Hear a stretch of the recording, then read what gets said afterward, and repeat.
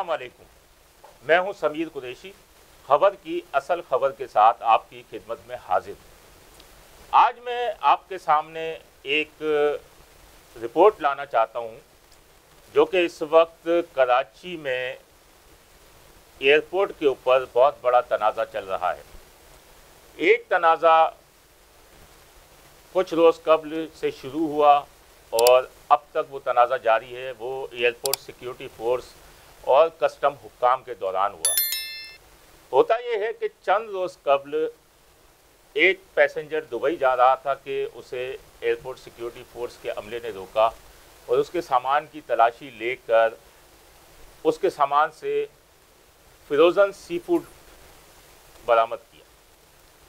अब frozen sea food ऐसी कोई गैरकानूनी चीज़ तो है नहीं कि जो मुल्क से बाहर न जा सकती हो या उसे ले जाने पर पाबंदी हो, लेकिन उसके साथ फिर कुछ यकीनन उस मुसाफिर के साथ कोई तल कलामी हुई होगी, तो बाद अज़ां उस मुसाफिर को हथकड़ियाँ लगा दी गई और कुछ देर के बाद उसे छोड़ दिया गया, रिहा कर दिया गया था, जिसकी उस मुसाफिर ने कंप्लेन भी की है। हमारी इतलात है कि उसकी कंप्लेन भी की है।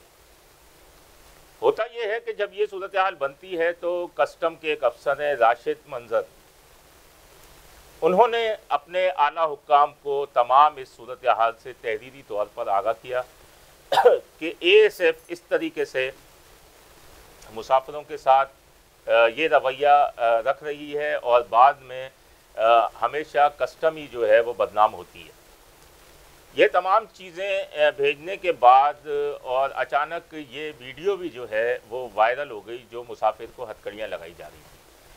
तो उसके बाद ये सूरत हाल हुई कि पीर के रोज़, पीर की सुबह, जब कस्टम अफसर राशिद जो है वो एयरपोर्ट पर पहुंचा तो उसे ASF के अमले ने एयरपोर्ट के अंदर दाखिल होने से रोक दिया और ये पैगाम दिया कि आपका जो है वो कार्ड, जो पास होता है एयरपोर्ट में दाखिल होने का, जो कि हर इदारे के पास है, अगर जो FIA भी है उसके पास भी है, ASF देती है, और इसके अलावा जितने भी कस्टम है, ANF है, उनके जितने भी इदारे, उन्हें पासेस जारी किए जाते हैं, तो वो पास आपका मनसूख कर दिया गया। तो उसने कहा कि मैं कैसे मनसूख कर दिया, और यकीनन सही है, उसका पास ये एयरपोर्ट सिक्योरिटी फोर्स की वो जुरिडिक्शन है और एयरपोर्ट वाले जब जाएँ जब चाहें वो एयरपोर्ट सिक्योरिटी फोर्स वाले पासेस को मनसूख कर देते हैं। लेकिन यकीनन कस्टम अफसर जो था वो कोई अपनी ज़ाती दुकान तो खोलने जा नहीं रहा था अंदर, उसने यकीनन वफाकी हुकूमत की नौकरी कर रहा है वो और उसकी ड्यूटी वहाँ पर लगी है, तो वो अपनी ड्यूटी पे जा रहा था, उसे ड्यूटी करने से रोक दिया गया, जिस पर एहतजाजन तमाम जो कस्टम का अमला था वो बाहर आ गया और बैनुल अक़वामी रवानगी के सामने ही जो है लाउंज के बाहर ही जो है वो एहतजाज शुरू कर दिया। और इस दौरान 3 फ़्लाइट्स जो हैं, तकरीबन 2-2.5-3 घंटे ये तमाम मामला चलते रहे और तकरीबन 2.5 से 3 घंटे जो है वो काउंटर क्लोज़ रहा कस्टम का, जिसमें एक सऊदी एयरलाइन की हज परवाज़ थी वो चली गई, एयर अरबिया की एक परवाज़ थी वो गई और एक और परवाज़ थी जो कि रवाना हो गई बगैर क्लियरेंस के। तीनों कस्टम क्लियरेंस के तीनों परवाज़ें रवाना हो गई। उसके बाद कोई 2.5-3 घंटे बाद ये शोर जब आला हुकाम तक पहुंचा तो ASF की जानिब से ही एक मैसेज दिया गया कि आपका मनसूख पास जो है वो बहाल कर दिया गया, अपनी ड्यूटी पे आ जाए। तो कस्टम अफसरान भी अपने आला हुकाम के राब्ते में थे और इसके बाद इन्होंने जाके अपने काउंटर पर काम शुरू कर दिया। इस तमाम सूरत हाल की बात जो है वो एक बड़ी बैठक हुई जिसमें ANF के अफसरान, एयरपोर्ट सिक्योरिटी फोर्स के आला अफसरान, उसमें कस्टम के आला अफसरान और FIA के आला अफसरान जो हैं वो शामिल थे। उसमें ये हिकमत अमली पर गौर किया गया कि आइंदा किस तरीके से काम करना है और किस तरह से एक दूसरे के मामलात में मदाखलत न की जाए। लेकिन हमारे ज़राए ये बताते हैं कि वहाँ पर भी किसी की भी बात नहीं सुनी गई और ASF के जो वहाँ पर अंदर जो ASF की जानिब से कोई मुस्बत रद्द अमल सामने नहीं आया और वहाँ तल कलामी भी हुई, जिसके बाद वो बेनतीजा जो है मुज़ाकरात जो होने थे वो ख़त्म हो गए और कोई नतीजा न निकला। और उसके बाद तमाम सेक्रेटरी एविएशन को इंक्वायरी के लिए कहा गया कि अब वो इंक्वायरी करेंगे। तो जिसके बाद एएसएफ के अमले ने अपने आला हुकाम को और कस्टम के अमले ने मेंबर कस्टम को तमाम सूरत हाल से आगाह किया। अच्छा, उसी रात को अगर देखा जाए पीर की शब एक एएसएफ के सब इंस्पेक्टर थे, उनका नाम सोराब था, जो कि प्रोटोकॉल का काम करते हैं, प्रोटोकॉल में उनकी तैनाती है। वो अंदर जा रहे थे बगैर कार्ड के, तो एफआईए वाले ने उन्हें रोक लिया कि आप पास दिखाएंगे तो अंदर जाएंगे, वैसे नहीं जा सकते, या अपना कार्ड ही दिखा दें तो चले जाएं। तो उस पर भी आपस में जो तल कलामी हुई, यानी वहाँ पे भी एक उलझने वाली सूरत हाल जो है वो पैदा हो गई। इसके बाद आज चीफ कलेक्टर कस्टम है जो याकूब माको, वो अचानक हंगामी तौर पर कराची एयरपोर्ट पहुंच गए। उन्होंने कस्टम अफसरान से मुलाकातें की।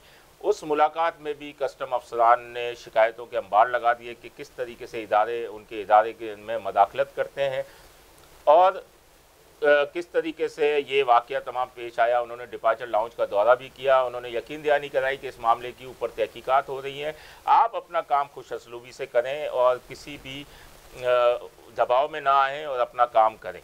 एएसएफ का काम जो है वो सिर्फ इतना है कि जितने भी उनके मुलाजमीन हैं या ये मुलाजमीन हैं एफआईए वाले, एएनएफ वाले या दीगर जो एयरपोर्ट पर तैनात है, उनके पासेस चेक करें। जो मुसाफिर बैरून मुल्क जा रहा है उसकी स्कैनिंग करें, कोई बम, गोला बारूद या कोई ममनुआ अशिया ना हो, और उसकी स्कैनिंग के बाद उनकी ज़िम्मेदारी ख़त्म हो जाती है। लेकिन ज़राए का ये भी कहना है कि वहाँ एएसएफ ने अपनी टीमें तश्कील दी हुई हैं जो कि बाकायदा मुसाफिरों के सामान को चेक किया जाता है और उनसे पूछा जाता है ये कहाँ लेके जा रहे हो।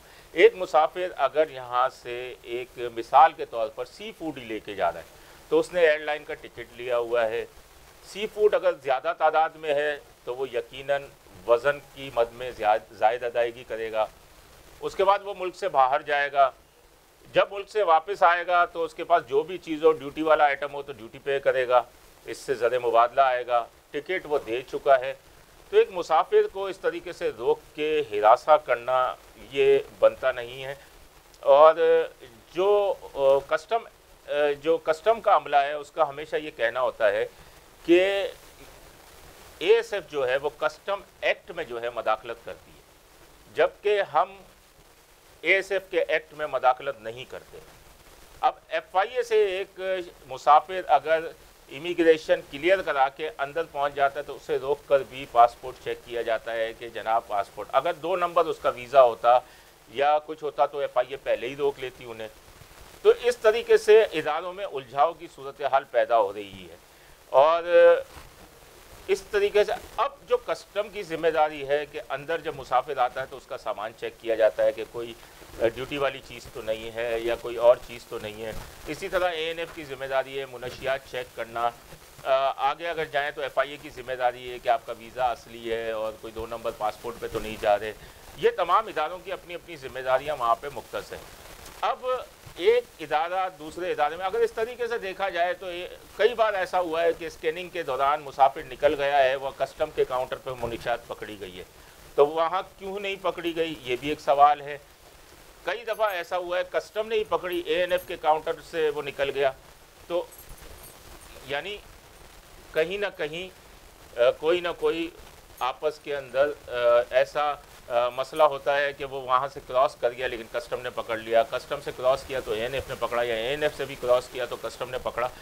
तो इन तमाम चीज़ों को देखना चाहिए कि जिसकी जो जिम्मेदारी है, अगर आइंदा इस तरीके से बचना है इस तरीके से टकराव से, तो यकीनन हर इदारे को चाहिए कि अपना अपना काम सरअंजाम दे, ताकि इस तरीके से तमाम चीज़ें पूरे मुल्क में ये जग हसाई का, पूरी पाकिस्तान जो है पूरे दुनिया के अंदर जग हसाई का सबक न बने, क्योंकि ये चीज़ें बहुत सी बाहर भी जाती हैं और लोग देखते हैं और फिर पाकिस्तान का मजाक उड़ाया जाता है। तो इस तरीके से हर इदारे को चाहिए कि अपनी हुदूद में रहकर काम करें ताकि ये तमाम मामलात हो ही ना और इस तरीके से टकराव की सूरत हाल भी ना हो और मुसाफिरों को भी बिल्कुल सहूलियात फराहम की जा सकें। मैं आज का प्रोग्राम का इख्तिताम करता हूँ।